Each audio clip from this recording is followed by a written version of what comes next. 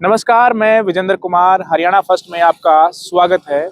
आप सभी को पता है, भारत 15 अगस्त 1947 को आज़ाद हुआ, लेकिन इसको आज़ाद करवाने के लिए हज़ारों लाखों लोगों ने कुर्बानियाँ दी थी और उसी कड़ी में एक बड़ा नाम उभर कर सामने आता है, जिसको आज भी बड़े सम्मान और गर्व की नज़र से हम जानते हैं, नेताजी सुभाष चंद्र बोस। उन्होंने स्थापना की थी, पुनर्गठन किया था आज़ाद हिंद फौज का और इसमें देश के अलग अलग हिस्सों से बहुत बड़ी संख्या में युवाओं ने जुड़कर देश की आज़ादी में ब्रिटिश यानी अंग्रेजों के खिलाफ लड़ाई लड़ी थी और हरियाणा से भी काफ़ी लोगों ने इस आज़ाद हिंद फौज सेना में भर्ती होकर देश की आज़ादी की लड़ाई लड़ी थी। इस वक्त हम हरियाणा के बड़ौदा गांव में हैं, जो जींद पटियाला नेशनल हाईवे पर पड़ता है। आप देखिए इस गांव का जो इतिहास है, वो यह गांव 900 वर्षों से स्थापित है। यह गांव भिकमती पंजाब से आकर बसा हुआ है। यह गांव हरियाणा में चहल गोत्र का सबसे बड़ा गांव है। संसर तालाब पर लगभग 125 वर्ष पुराना वट वृक्ष है। वह लगभग 150 वर्ष पुराना पीपल का पेड़ स्थापित है। गांव में सभी लोग आपस में भाईचारे के साथ रहते हैं, यानी कि ये लगभग जो रिटर्न में इतिहास है, ये जो वृक्ष है, ये भी जानेंगे हम कहाँ है, क्योंकि हम गाँव के बिल्कुल मुहाने पर खड़े हैं और गाँव के कुछ लोग भी हमारे साथ हैं। अच्छा, दूसरा हम आपको ये बताते हैं, ये जो गौरवपट है, आज़ाद हिंद फौज सेना में जो यहाँ के सैनिक थे वो कौन कौन थे। देखिए, गांव बड़ौदा वीरों की जन्मभूमि है, जिन्होंने देश की आज़ादी व सुरक्षा में अपने प्राणों का बलिदान दिया है। इनके नामों का विवरण निम्न प्रकार से अंकित है। श्री उदय सिंह पुत्र श्री मातू, आज़ाद हिंद फौज। श्री शेर सिंह पुत्र Shri Maturam, major INA Indian National Army. ये आप सभी को पता है 1942 में इसका गठन हुआ था और नेताजी सुभाष चंद्र बोस ने इसको पुनर्गठित किया था 1943 में, यानी 43 में। श्री मुल्तान सिंह पुत्र श्री मातूराम, आज़ाद हिंद फौज। श्री दई चंद पुत्र श्री मंगत, आज़ाद हिंद फौज। श्री लाल सिंह पुत्र श्री सीसू, आज़ाद हिंद फौज। और इसके अलावा गांव से एक और अन्य शहीद हुए हैं, अमर शहीद श्री रणधीर पुत्र श्री रामचंद्र। ये आसाम में आतंकियों से लोहा लेते हुए वहां की वादियों में मुठभेड़ में शहीद हो गए थे और ये इनका स्मारक भी यहाँ पर बनाया गया है, जो आसाम में आतंकियों से मुठभेड़ में शहीद हुए थे, रणधीर पुत्र श्री रामचंद्र जी। इस पूरे मुद्दे पर बातचीत करने के लिए ग्रामीण हमारे साथ हैं, उनसे जानेंगे इस गांव का क्या इतिहास रहा है। पहले चल साहब, ये जो इसमें लिखा गया है कि 150 वर्ष पुराना पीपल और ये वट वृक्ष, ये कौन से हैं? ये अच्छा, दूसरी तरफ है। देखिए, जो ये इतिहास भी बता रहे हैं। आपने गौरवपट का इतिहास बताया है, इसमें लिखा है कि 900 वर्षों से ये स्थापित है। गांव का इतिहास ये 900 वर्षों से स्थापित नहीं है, ये वो हजारों वर्षों से स्थापित है। 900 वर्षों से तो इसका इतिहास रिटर्न में है। इसलिए प्रशासन ने जो प्रशासन में DC ऑफिस जींद में जो रिकॉर्ड रखा हुआ है हमारा गांव का, वो 900 वर्षों का रिटर्न में लिखा हुआ है।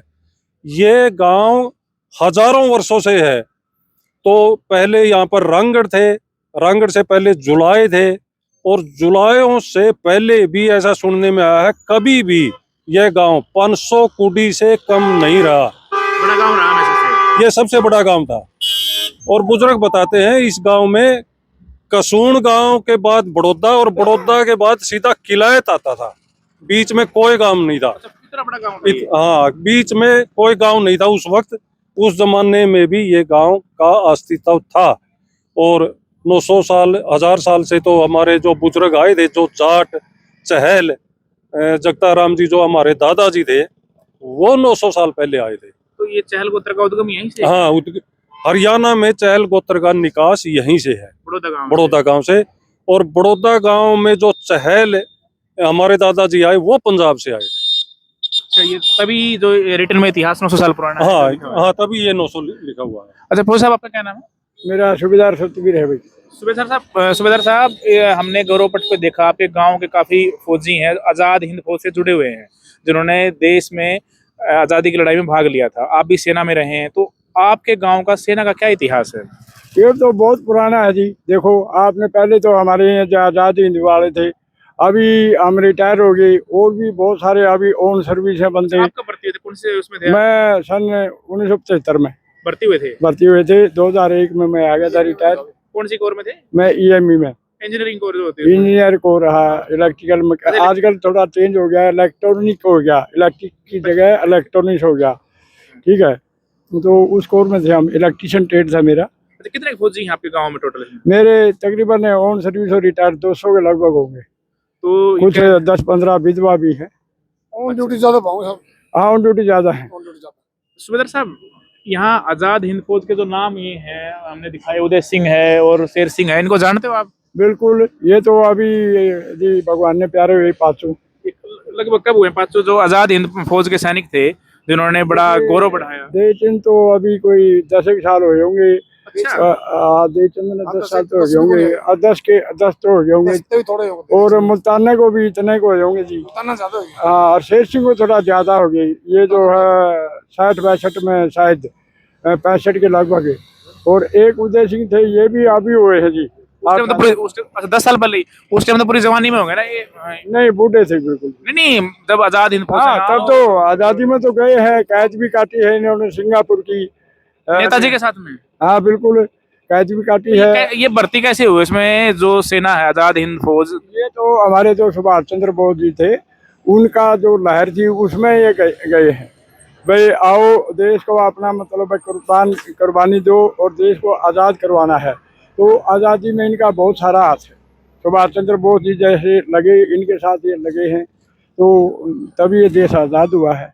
हमारे चंद्रशेखर हुए, भगत सिंह हुए, ये बहुत सारे जो जिसे थे ये फौज में, वो भी कुछ ऐसा थे ही। अच्छा आप जानते हैं चल सब आपकी कोई मुलाकात हुई इनसे जो आजाद हिंद के जो सैनिक थे? हाँ, इनमें हमारे लगभग सभी हमको देखे हुए हैं। और उदय सिंह जियों की पत्नी, धर्मपत्नी तो हमारी अभी भी जीवित हैं। तो और जो इसमें मेजर शेर सिंह का जो जिक्र है इस गौरव पोर्ट में, मेजर शेर सिंह तो INA से वापिस आकर गांव ने सरपंच भी बनाया था और मेजर की पोस्ट से रिटायर होके आया था ये शेर सिंह जी। तो सभी ने देश की सेवाएं दी हैं और सभी इस गांव में आए। और एक और खास बात है, ये जो 5 स्वतंत्रता सेनानी है, जब ये सेना में थे काफी दिनों तक गांव से परिवार वालों से इनका कोई संपर्क नहीं रहा। गांव वालों ने इनको बिल्कुल ये समझ लिया था शहीद हो गए, वो नहीं आएंगे। लेकिन फिर ये वापिस लौटे हैं, वापिस लौट के संसार में अपने ये बिल्कुल स्थापित हुए। गांव ने मान सम्मान किया और मेजर साहब को तो सरपंच भी बनाया है। और इतने सरपंच बने, उनके तो बहुत से किस्से भी हैं। कैसे? वो क्या नाम है, यहाँ पर एक पीपल का पेड़ होता था और वो एक दिन छतरी ले खड़े थे, तो गांव वाले बोले मेजर साहब बरसात का कोई मौसम नहीं, कोई बादल नहीं, लेकिन आप छतरी ले खड़े हो। बोले बेवकूफ, तेरे को पता है? बोले ये जो पोशाक पहन रहा हूँ अगर किसी पक्षी ने बीट कर दी तो। अच्छा, वो आजाद हिंद की हाँ, वो उसका लिविंग स्टैंडर्ड ऐसा था आखिरी वक्त तक। तो जब वो सरपंच थे, एक और वो बताते हैं उसके बारे में, गांव में कोई भी प्रशासनिक अधिकारी उसकी आज्ञा के बगैर अंदर नहीं गया। कोई पुलिस वाला, तो पुलिस वाले चले जाते हैं, अगर कोई पुलिस वाला गांव में मिल गया, वो पूछता है कैसे आया भाई, तो मेरी इजाजत के बगैर, मेरी इजाजत लो तब गांव में आओ। तो जैसे उसने आर्मी में अपना जीवन जिया अनुशासन का, ऐसा ही उन्होंने सरपंची का कार्यकाल अपने अनुशासन के अनुसार उसने रखा अपना काम। INA जो आजाद हिंद फौज में बनी बाद में, उसको उससे आते ही यहाँ उनको सरपंच हाँ, उससे आते ही यहाँ पर उसको सरपंच बनाया। तो इन 500 का कैसा गांव में व्यवहार रहा और कैसा, क्योंकि आजाद हिंद फौज का नाम आते ही सबको ना बड़ा गर्व महसूस होता है। क्या बात है, बड़े बहादुर आदमी थे और बहुत न्यायप्रिय थे। तभी सरपंच, मतलब आज तक जब से आज़ादी आई है और आज तक ऐसा कार्यकाल जैसा सरपंच का इन्होंने किया, ऐसा किसी और सरपंच ने नहीं किया। उसके पोते को बनाया सरपंच गांव ने, बाद में बनाया, लेकिन उस जैसा स्टैंडर्ड वो भी नहीं बना सका जैसा पहला सरपंच। जो पहला सरपंच बना गांव में, वो चौधरी बलराम स्वरूप दाताराम बने, वो मिलिट्री से थे। और गांव ने पहला सरपंच जो गांव का बनाया, वो सर्वसम्मति से बनाया था। वो एक सरपंच है जो पहले फौजी थे और वो सर्वसम्मति से गांव ने उनको सरपंच बनाया। जो गांव के पहले सरपंच बने। पहले सरपंच आजादी जब आई गांव में तो पहले जेलदार होते थे। जब आजादी आई तो गांव ने सबसे पहला सरपंच एक स्वतंत्रता सेनानी ही चुना। उन्होंने भी द्वितीय विश्व युद्ध में भाग लिया था। हमारे दादाजी बलराम जी थे, सनोप दाताराम, वो भी सेना से ही रिटायर होकर आए थे और उसके बाद गांव ने मेजर साहब को सरपंच बनाया। तो ये भी सेना से है। तो हमारा तो ये गौरवशाली इतिहास है। जैसा फौजी साहब ने बताया, अगर 100 से ऊपर तो ऑन ड्यूटी आज भी है यहाँ पर। 200 के करीब। आप भी फौज में रहे? हाँ, मैं ये फौजी। क्या नाम है? मेरा नाम सुभाष है, सुभाष चंद्र। सुभाष, अच्छा, नेताजी से मिलता नाम आपका है। तो फौजी साहब, क्या इतिहास है फौजियों का गाँव का? ठीक है सर, ये तो देखे हमने, ये सरपंच तो नहीं देखे मैंने, यो बाकी सारे देखे हैं, सब कंप्लीट देखे हैं। तो कोई आपका अनुभव इनके साथ रहा हो, कैसा व्यवहार आपने देखा? लगता है मेरे टाबर में देश चिंदो परिवार में आपके? हमारे परिवार में था। बड़ा इनके बारे में बताना थोड़ा। बढ़िया आदमी था जी, बिल्कुल करीब करीब 90-95 साल का होगा शायद। अच्छा, फौजी रहे हैं, गाँव का जो क्रेज है, जो रुझान है, फौज की तरफ क्यों है? क्योंकि किसानों का बड़ा गांव है ये, हमने किसान आंदोलन में देखा, यहाँ बहुत बड़ा किसानों की मदद की थी, और जवान भी किसान भी। क्या है ऐसा इस गांव में? तो जी भर्ती भी थोड़ा कम हो जाती है फौज में, पहले तो जमा कम हो जाती थी। उस टाइम पर मैं भर्ती आया नहीं, 7 तक 8 थे ऑन ड्यूटी। आप कौन सा भर्ती हुई? मैं जी 83 में था। उस समय तनख्वाह बड़ी कम थी। तनख्वाह थोड़ी थी, तनख्वाह तो 300 रुपये थी, 300 भी नहीं, 290 थे। 86 में पे कमीशन उठा, फिर 700 हो गए। लेकिन देखो, तनख्वाह का एक अलग मसला था, क्योंकि आजाद हिंद में लोग भर्ती हुए तो तनख्वाह की इतनी बड़ी तो कोई थी नहीं, लेकिन एक वो था, पैशन था, एक लोगों को एक देशभक्ति थी कि हमने देश को आजाद कराना है, लड़ाई लड़नी है, और हमेशा से हरियाणा का रहा है। अंकल जी, आपका कोई अनुभव इनके साथ में? आप लगता है बड़ा इनके साथ जुड़ाव रहा? आप जैसे सभी अच्छे आदमी थे, सामाजिक लोग थे ये, और गांव में ये शिक्षा को बढ़ावा देने बड़े रुचि रखते थे। तो ये क्या कारण माने? क्योंकि आपका जो इतिहास है, आजाद हिंद फौज से इस गांव का इतिहास जुड़ा है, और शायद ही यही वजह है कि 100 से ज्यादा सर्विंग है, रिटायर्ड हैं, बहुत सारे हैं, उनका प्रभाव पड़ा गांव में। बड़ा प्रभाव था इनका। ये देशभक्ति बातें सिखाते थे गांव में, समय समय पर लोगों को मोटिवेट करते थे इसके लिए। यानी कि गौरवशाली इतिहास इस गांव का आप कह सकते हैं, और यहाँ शहीद भी इस गांव में है, आजाद हिंद फौज से भी जुड़े हुए। और कोई किस्सा सुबेदार साहब आपने? ये तो अभी आपको सारी फौजियों की कहानी हमने बता दी, तो अभी इससे ज्यादा और क्या, अभी भी ऑन सर्विस कर रहे हैं, उनसे पूछते रहेंगे, फिर बताएंगे, कभी फिर दोबारा मारियो तो। एक रणधीर सिंह है, रामचंद्र जियों के सुपुत्र हैं। ये आसाम में आतंकवादियों से मुठभेड़ में शहीद हुए हैं। तो उसका भी हमारा गौरव पट पे यहाँ पर उसकी तस्वीर भी, स्टैचू भी लगा है। हम हर साल उसको नमन करते हैं। उनकी 15 अगस्त प्रोग्राम भी होता है हमारे युवा भी पहुंचे। क्या नाम आपका? मलकीत नाम है सर। क्या प्रोग्राम वगैरह करते हो इनको याद में? आपको गर्व होता है कि आपके गांव से 5 जो सैनिक आजाद हिंद फौज में उन्होंने लड़ाई लड़ी थी? बहुत ज्यादा गर्व होता है इस बात का। कई गांव ऐसे हैं जिनके गांव में आज भी एक भी फौजी नहीं है। हमारे गांव से लगभग जो एक्स रिटायर हैं, जो ऑन सर्विस हैं, 500 के करीब आर्मी जवान दी इस गाँव ने, शहादत भी दी इस गाँव से आजाद हिंद फौज के लिए। कई गाँव में वो कई देशों से गुजरे, वो सिंगापुर भी गए हैं, सिंगापुर जेल में भी रहे कई साल। किससे सुनते हो आप ये? किससे सुनते हैं? बड़े बुजुर्ग। हमने वो स्वतंत्रता सेनानी भी देखे हैं। जो देशचंद नाम था, वो हमारे पड़ोस में ही था। वो 2009 में डेथ हुई थी उनकी। जब हम बच्चे थे वो हमें कहानियां सुनाया करते। एक उड़की डली से और चनों से उनका पेट गुजारा होता था पूरे दिन के लिए। जब वो आजाद हिंद फौज में थे? आजाद हिंद फौज में थे। वो जर्मनी से चले थे, वो सिंगापुर उनको पकड़ दिया गया था। वो 15-20 दिन के अंदर वो बंकर वगैरह उनके अंदर छिपे रहे थे। उसके बाद वो पकड़ दिए गए थे वहाँ पर। वो फिर 4 साल के करीब वो वहाँ पर वो जेल में रहे थे सिंगापुर। वहाँ से ब्रिटिश हिटलर के मरने के बाद ये जो सेकंड वर्ल्ड वॉर था वो समापन हुआ हस्ताक्षर। उसके बाद उनको वहाँ पर से छोड़ा गया। 7 साल में गाँव में आए थे वापस वो। यानी कि बच्चों को भी कहानियां याद, और यही एक कहानियां किससे जो है या मेमोरी रह जाती है। अच्छा, यानी कि जी जी जी जी बिल्कुल। मैं ये पुराने परिचय किसान आंदोलन से बड़ा एक जुड़ाव रहा इनसे, और देखते ही इन्होंने पहचान भी लिया मेरे को, क्योंकि मैं किसान आंदोलन में बड़ा कवर करता था और आता जाता रहता था इस गाँव के अंदर। बिल्कुल, तभी इन्होंने मेरे को पहचान भी लिया। और शेर सिंह, अच्छा, ये जो उदय सिंह, श्री उदय सिंह, श्री जो नंबर 1 पे श्री उदय सिंह पुत्र श्री मातूराम जी हैं, आजाद हिंद फौज में थे, ये उनके पुत्र। और ये सौभाग्य से मेरे जानकार भी हैं। किसान आंदोलन के समय से इन्होंने बड़ी लंबी लड़ाई लड़ी, 13 महीने जो किसान आंदोलन चला था। और खटखट टोल यहाँ हरियाणा ही नहीं पूरे देश का सबसे प्रसिद्ध टोल था, और बड़ी मजबूती लड़ी, और 13 महीने लड़के 3 कृषि कानून रद्द भी। खैर वो अलग मसला था। सुबेदार से रिटायर। आप भी फौज में रहे हैं? हाँ बिल्कुल, आपसे तो बहुत मुलाकातें होती रही हैं। और आप क्या मतलब आजाद हिंद फौज में कब गए थे? आजाद हिंद फौज में मेरे फादर गए थे 1939 में, 1939 में, जब सेकंड वर्ल्ड वार था। उससे पहले। द्वितीय विश्व युद्ध में? उससे पहले ही गए थे, द्वितीय युद्ध तो था 1944 में, जी। ठीक है नहीं। तो उस टाइम पे गांव की हालत तो खराब ही थी, फौज में कोई जाना भी नहीं चाहता था। फौज में वहां जाने के बाद में फिर इनका संपर्क सुभाष चंद्र बोस से हो गया। सुभाष चंद्र बोस के बाद होने के बाद में उसने एक नारा दिया था, वॉलंटियर और ना वॉलंटियर। जो ना वॉलंटियर थे वो तो रह गए अंग्रेजों की फौज में, जो वॉलंटियर थे वो सुभाष के साथ मिलकर फिर उनको सिंगापुर जेल में भेज दिया गया। सिंगापुर जेल में भेजने के बाद में फिर जापान की रीछ की लड़ाई लगी, तो सुभाष चंद्र बोस जापान के साथ में था, ठीक है। तो वहां से फिर ये आजाद हिंद फौज होने के बाद में अंग्रेजों को भी जचगी, भाई तो एक वॉलंटियर फौज बन गई है और तुम्हारा चारा गड़ेगा नहीं। तो फिर उन्होंने ये समझौता कर लिया देश को 1947 में आजाद करने का। तो 1946 के अंदर इनको फिर भेज दिया गया था बिना किसी पे एंड अलाउंसेस के। अच्छा, कुछ मिला नहीं इनको? ना कुछ नहीं मिला था, काली कमड़ी मिली थी। 1972 के अंदर श्रीमती इंदिरा गांधी आई, उसने 200 रुपए और ताम्र पत्र से इनको सम्मानित किया गया था। वो ताम्र पत्र अभी भी मेरे पास रखा हुआ है।